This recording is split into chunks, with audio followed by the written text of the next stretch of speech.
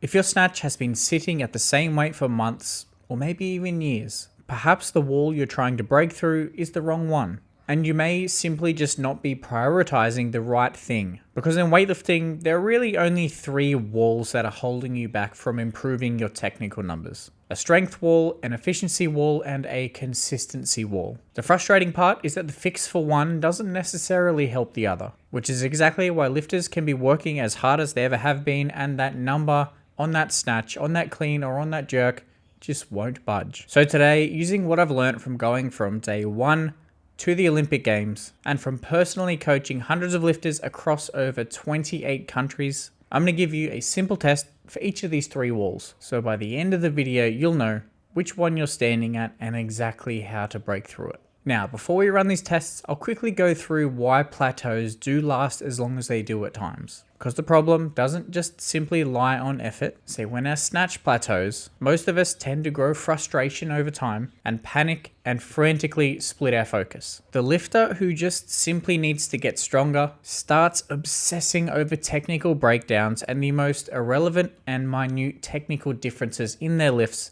that they should not be focusing on. And the lifter that is more than strong enough, but is just an inefficient mess under the barbell, just doubles down on strength. And the lifter whose lifts look completely different across every rep, good or bad, starts maxing out every Friday to start rolling that figurative 6 in the gym casino. And still, plenty of lifters blame their mobility, which I've already covered in another video, and is almost never the actual wall. And when you're chipping away at the wrong wall, it may feel like you're doing the right thing, but it also may be what's actually stalling progress for you specifically. In this sport, we diagnose first and we prescribe second. So let's diagnose. Wall number 1, which is very straightforward, which is the strength wall. Now this first one is the simplest one. Your snatch is always just going to be a slice of what your best squat numbers are. So if your squat numbers and your leg strength has not progressed in a year or so, then your snatch has no ceiling to build into, and no amount of technical positional work is necessarily going to change that. Here's the test. If we go to my performance calculator, which you can freely use at the link at the top of the description, to snatch 100 kilos,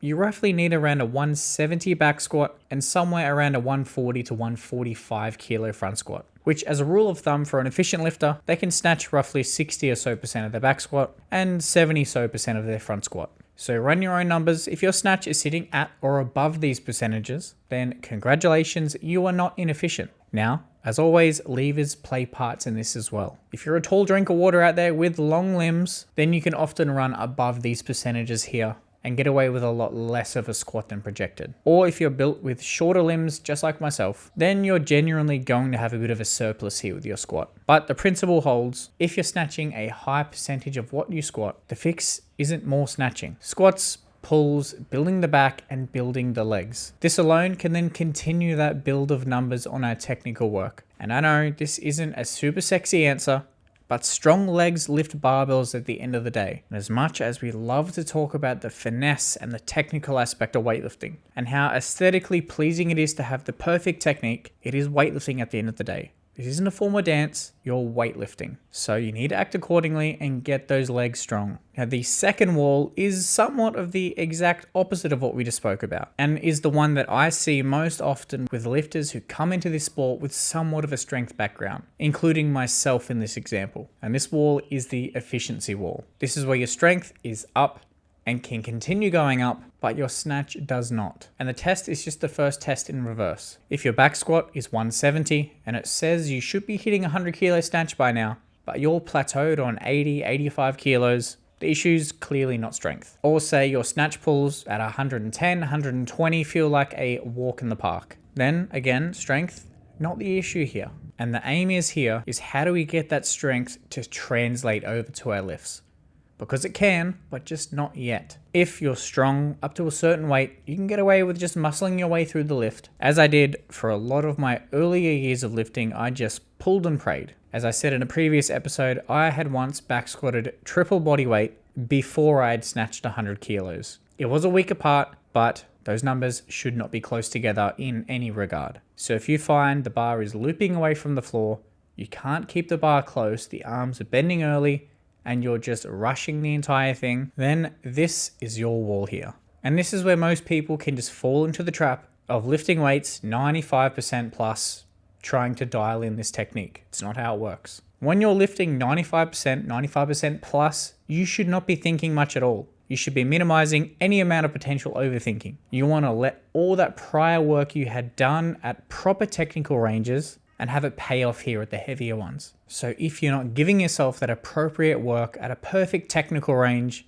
between 70 and 85%, with using perhaps some pause or some no feet or some positional variations, in a way that you're honest with yourself working on your specific weaknesses, then it's going to be hard to increase that top end range. So drop the load, get comfortable at a good technical range between 70 and 85%, not thinking of 5 cues at once, just think of one, be specific, until you can then eventually gain more confidence to try those heavier attempts with quality. Now, the third wall here is the consistency wall. Now, if you're strong enough, and on a good day, your lifts do look quite good, and you may even have had a unicorn day where you did snatch that goal weight of yours, but it was an outlier day, and you can't replicate it even close. Say on a Monday, you look like a national or international level lifter.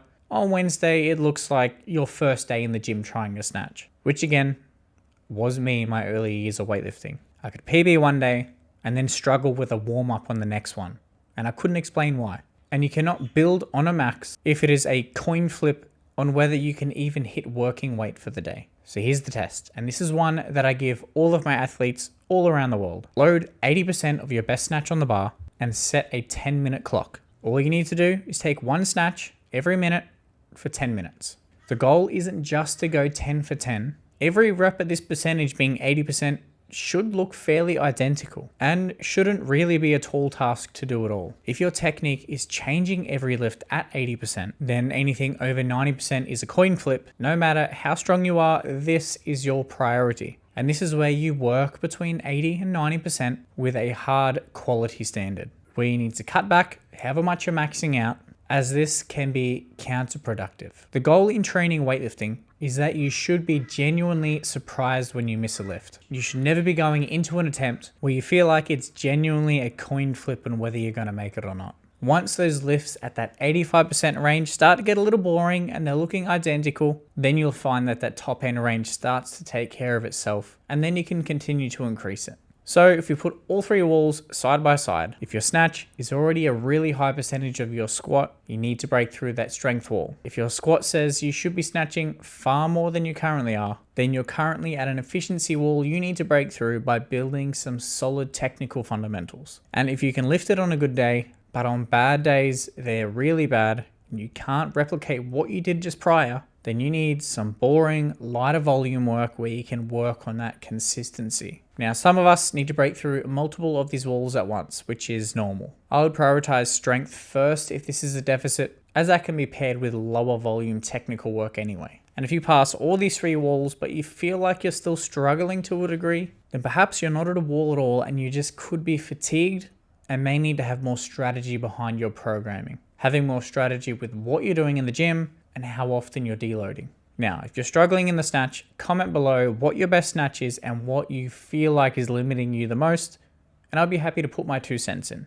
And if you want a full diagnosis done for you, the link to my performance calculator is at the top of the description. Put in your strength numbers, your body weight, and your proportions, and it'll show you exactly where your lifts should be roughly sitting, plus a scorecard to grade where your gaps are. It essentially runs through this whole video for you in about 2 minutes or so. But if you wanted to go deeper into your weightlifting journey through here on YouTube, they've suggested 2 videos here that'll help you further.